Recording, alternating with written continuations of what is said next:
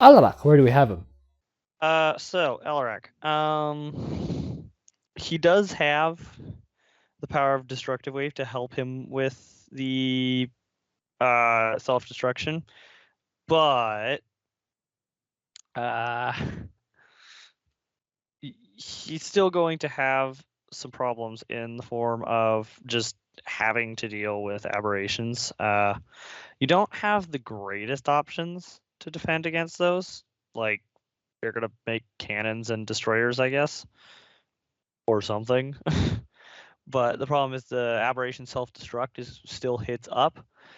So for actually, pushing forward, defending the objective and all that, Alaric's gonna be great. He's not going to worry too much about self-destruct. He can shove aberrations off Arana because that's actually a serious problem. Is that aberrations that are headed towards your base will just slap the snot out of Arana Yeah. very, very quickly. He can deal with that just fine. Like, he can deal with everything fine on the front line, and then his base is just gonna kind of burn to the ground when Yeah, you he's just not gotta keep looking. replacing your lost cannons. Uh, Honestly, I'm not sure you can afford to keep replacing your lost cannons. I think you're going to have to try to micro vanguards or something. I don't Yikes! even know. Vanguards? They have bonus against armored?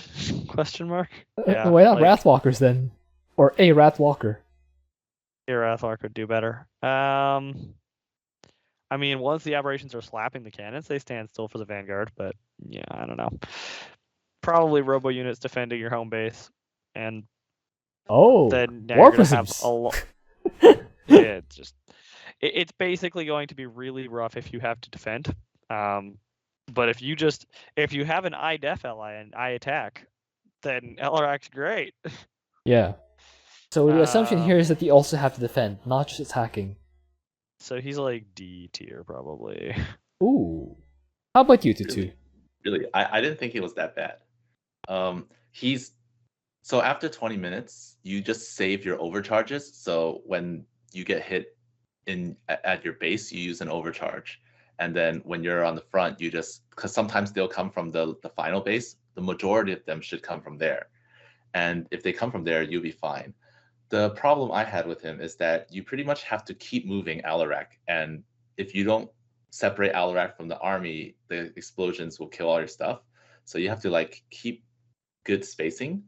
Um, Mothership is good because it can attack while moving, so that's nice. But then Its if you hitbox is stop so big. moving, Is that if you not a stop problem? moving, what was that? Its hitbox is so big. Is that not a problem? Your mothership doesn't get hit. Like you just keep moving. Okay. And you push things away. But so you're like Alarak and some supplicants will take hits here and there, but you're pretty much always moving so that you don't get hit by the massive explosions from the Broodlings. So what army do you run? I use destroyers with just mainly mothership destroyers, and then later on add ascendants. That's interesting. No Wrathwalkers. So where do you have him? I put him in B, B. but I originally had him in A, but I didn't think he was that good. Just I put him B because he does his pushing is really good, and it's just the defense late game. I think I ended with my probes running away trying to build pylons somewhere else. So yes, I was losing everything, but my forces in the front were so strong that I knew that I could hold. So I just needed to not die at the end. If you do the strategy where you just save your overcharges, did you do the thing where you clear as much as possible the expansion and everything along the way so that and leave the back base relatively untouched so that all the aberrations will come from there? If I don't remember, but if I did that, it wasn't intentional. I Oh. just cleared normally. That's interesting. Because if you actually leave all the buildings at the rear base untouched, they have a higher chance of spawning there. So you have a higher chance of intercepting them with your army, I intentionally cleared everything as much as I could, including the rear base. Yes, except I didn't pay for the bonus because I'm cheap. Right. I didn't want to spend the money, but basically I cleared all the buildings except for the rear ones, so that there's a very low chance of aberrations spawning. So your defense is basically your offense, where you kind of minimize the chances of them spawning from the rear or from near your base. But what do you think about that, Sticksbender? That works. I feel like I could see like C tier because your defense is your offense. But I mean, if you're having to like run probes away and build pylons, isn't that the point when your ally starts to GG out? No, because you'll survive a little longer because you'll share the pain. Yes, but I feel like that's the part where your ally goes like, "Oh, my base is being destroyed. I'm going to surrender, even though we're winning." But I can yeah, see because there's a super heavy micro requirements. To do Yeah, this. yeah. I can already Yes. hearing the strategy of destroyers against an AOE mutator. I mean, it's a melee AoE mutator against a ranged unit, but you know. the Doodlings though. They all explode. Oh, yeah. Well, I mean, Alarak waves his arms, but yes, fair enough. I mean, you can't. Well, I guess you guys can, but like normal people can't really center their camera on Alarak at all the important moments. Guys like me have to, spend a bit more time looking back at the base. Where do I put this pylon? Where is my factor? Where is my robo? Let me rally this way. Oh, my base is under attack. Let me run probes around and try not to die. And then next thing I know, my whole army's dead because they ate all the explosions. The good thing about solo is that you just build pylons randomly, just like shift click E, build a few, and then like it doesn't matter where because you have so much space. That's true. That's true. So So Sticksbetter can go as high as C, and I can see C. C2 I think is- C is fine. oh, I C don't is have fine. a big problem with that. Okay, yeah. This is a weird. This is a weird thing though, because normally Sticksbetter is the one who's saying I'll actually be a higher tier. Alarak defense. I mean, I feel like what's going to happen here is I'm going to drag a lot of people down on this mutation because I'm just going to be like, no, this mutation's hard. Oh, so you just don't rate anyone. You just rate people. You just rate commanders lower in general. Yeah.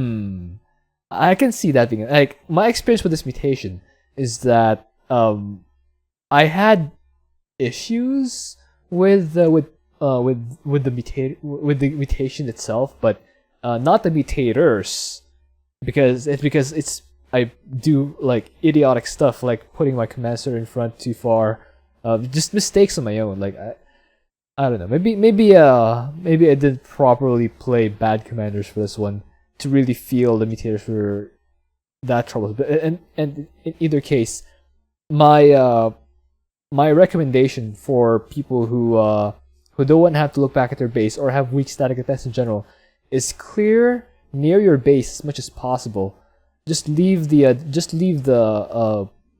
unused suppression towers. FYI, the unused suppression towers count as buildings. You cannot clear them out, and the aberrations will spawn from those. So yeah, you cannot full clear this map. That's what we mean. But yeah, what I would recommend is you leave the rear base undefended or untouched. Let all the buildings live there, so that they have a higher chance of spawning. The aberrations will come to your army instead of your base. Of course, by that point, there will be so many unused suppression towers near the third objective area and the first bonus that your base will get attacked anyway. But I feel like if you did leave all the buildings at the rear bases alive, you will have a higher chance of not running out of overcharge to defend your base. What do you guys think about that? You'll just have to be very careful because if you go to kill a suppression tower at the wrong time and like 6 aberrations walk up and slap Arana, it'll take them a matter of seconds to kill her. Oh yeah, that's the thing. Yeah, it'll take a matter of seconds for you to just lose the game. Abs deal so much damage. Oh, My yes. goodness. That's the good true. thing is that explosions don't hurt Arana, just the attacks do. Just the slaps. Yes. Yes. Okay, Slap. so do So we? I will also point out, by the way, my point on like getting a lot of commanders lower because this week is hard. It also is especially important this week because there are definitely some commanders who actually will make it to S tier despite that, and it kind of feels important to show just how much easier they are. Okay, so for Alarak, are we okay with C?